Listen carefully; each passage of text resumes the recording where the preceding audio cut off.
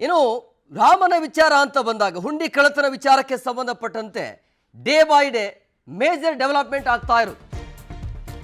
ಕಳ್ಳತನ ಆಗಿರುವಂತ ಪ್ರಕರಣ ಇದು. ರಾಮನ ಹುಂಡಿ ಕದ್ದಿರುವಂತ ಕಳ್ಳರೆಷ್ಟು, ಕದ್ದ ಹಣದ ಲೆಕ್ಕ ಎಷ್ಟು ಗೊತ್ತಾ ಅನ್ನುವಂಥ ಪ್ರಶ್ನೆ ಈಗ. ಕೇವಲ 8 ಆರೋಪಿಗಳೆಲ್ಲ 50ಕ್ಕೂ ಅಧಿಕ ಜನರ ಮೇಲೆ ಈಗ ಅನುಮಾನ ಇದೆ. ಬಗೆದಷ್ಟು ಬಯಲಾಗ್ತಾ ಇದೆ ಅಯೋಧ್ಯ ದನದಾಹಿಗಳ ಮುಖವಾಡ. ರಾಮ ಮಂದಿರ ಕಾಣಿಕೆ ಕದ್ದಿರುವಂತ ಖದೀಮರ ಸ್ಫೋಟಕ ವಿಚಾರ ಈಗ ಬಯಲಾಗ್ತಾ ಇದೆ. ರಾಮನ ಹುಂಡಿ ಕದ್ದಿರುವಂತ ಕಳ್ಳರು ಆರಂಭದಲ್ಲಿ 8 ಜನ ಏನು ಅರೆಸ್ಟ್ ಆಗಿದಾರಲ್ಲ, ಆ 8 ಜನ ಅಷ್ಟೇ ಅಲ್ಲ, 50ಕ್ಕಿಂತ ಹೆಚ್ಚು ಜನ ಈ ಕೇಸಲ್ಲಿ ಭಾಗಿಯಾಗಿದ್ದಾರೆ, ಕಳ್ಳತನದಲ್ಲಿ ಭಾಗಿಯಾಗಿದ್ದಾರೆ ಅನ್ನುವಂಥ ವಿಚಾರ ಇದೆ. ಸೊ ಹಂಗಾಗಿ ಕೇವಲ 8 ಜನ ಅಷ್ಟೇ ಅಲ್ಲ, 50ಕ್ಕಿಂತ ಹೆಚ್ಚು ಜನರ ಮೇಲೆ ಈಗ ಅನುಮಾನ SIT ಮಾಡ್ತಾ ಇರೋದು.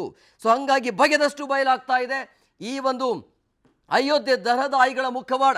ಹುಂಡಿ ಕಳ್ಳರ ಜಾತಕ ಜಾಲಾಡ್ತಾ ಇರುವಂಥದ್ದು ವಿಶೇಷ ತನಿಖಾ ತಂಡ SIT.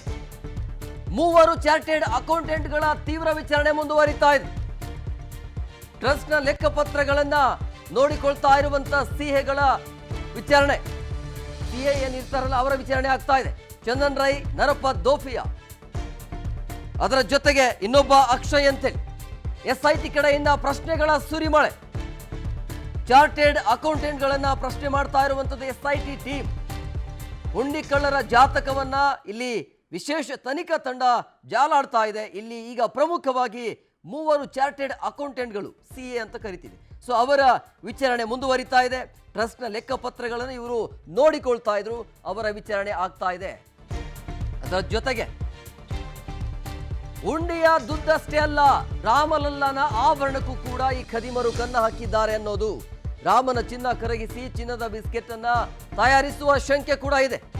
ರಾಮನ ಆಭರಣದ ಗುರುತು ನಿವಾರಿಸಲು ಚಿನ್ನದ ಬಿಸ್ಕೆಟ್ ಅನ್ನ ತಯಾರಿಕೆ ಮಾಡ್ತಿದ್ರು ಅನ್ನೋದು. ರಾಮಲಲ್ಲನ ಸುತ್ತಮುತ್ತ ಇರುವವರ ಮೇಲೆನೆ ಈಗ SIT ಅನುಮಾನವನ್ನ ವ್ಯಕ್ತಪಡಿಸ್ತಾ ಇದೆ. ಯಾವುದೇ ಕಾರಣಕ್ಕೂ ಈ ಪಾಪಿಗಳಿಗೆ ಸುಮ್ಮನೆ ಬಿಡುವ, ದೇವರ ಹೆಸರಿನಲ್ಲಿ ಕೋಟ್ಯಾಂತರ ರೂಪಾಯಿ ಲೂಟಿಯನ್ನು ಹೊಡೆದಿದ್ದಾರೆ ಈ ಕಳ್ಳರು. ಸೊ ಈಗ ರಾಮ ಮಂದಿರ ಹುಂಡಿಯಿಂದ ಅಷ್ಟೇ ಅಲ್ಲ, ರಾಮಲಲ್ಲನ ಆಭರಣಕ್ಕೂ ಕೂಡ ಈ ಖದೀಮರು ಕನ್ನ ಹಾಕಿದ್ದಾರೆ ಅನ್ನೋದು. ರಾಮನ ಚಿನ್ನವನ್ನ ಕರಗಿಸಿ ಚಿನ್ನದ ಬಿಸ್ಕೆಟ್ ಅನ್ನ ತಯಾರಿಸಿರುವಂತ ಶಂಕೆ ಇದೆ ಅಂತೇಳಿ SIT ಅನುಮಾನ ವ್ಯಕ್ತಪಡಿಸ್ತಾ ಇದೆ. ಇವರಿಗೆ ಯಾರು ಕ್ಷಮಿಸಬೇಕು ಅಂತೇಳಿ.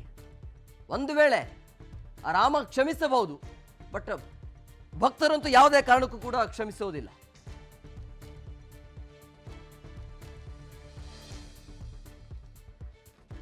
ಇನ್ನು ಇಲ್ಲಿಯ ತನಕ ಆರೋಪಿಗಳಿಂದ ಎಷ್ಟೆಷ್ಟು ರಿಕವರಿ ಆಗಿದೆ ಅದನ್ನು ಕೂಡ ಕ್ವಿಕ್ ಆಗಿ ನೋಡ್ತಾ ಹೋಗೋಣ.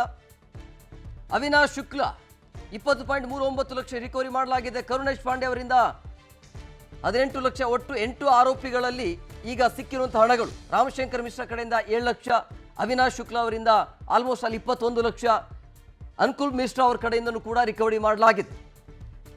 ಸೊ ಹಂಗಾಗಿ ಇಲ್ಲಿ ಈಗ ಅನ್ಕೊಂಡಾಗೆ ರಿಕವರಿ ಅಂತೂ ಆಗ್ತಾ ಇಲ್ಲ ಸದ್ಯಕ್ಕೆ. ಅವರು ಎಷ್ಟು ಇಟ್ಕೊಂಡಿದ್ದಾರೆ ಅದನ್ನು ರಿಕವರಿ ಮಾಡಿದ್ದಾರೆ, ಅದನ್ನು ಸ್ಕ್ರೀನ್ನಲ್ಲೂ ಕೂಡ ನೀವು ಗಮನಿಸ್ತಾ ಇದೆ ಯಾರಿಂದ ಎಷ್ಟೆಷ್ಟು ಹಣವನ್ನು ರಿಕವರಿ ಮಾಡಿದ್ದಾರೆ ಅಂಥೇಳಿ. ಅವಿನಾಶ್ ಶುಕ್ಲಾ ಕಡೆಯಿಂದ ಇವ್ರ ಕಡೆಯಿಂದ ಜಾಸ್ತಿ ರಿಕವರಿ ಆಗಿದೆ, 20 ಲಕ್ಷ ಮೇಲೆ, 20,39,000. ಇನ್ನು 14 ಲಕ್ಷ ಲವ್ ಕುಶ್ ಅವರ ಕಡೆಯಿಂದ ಆಗಿರೋದು.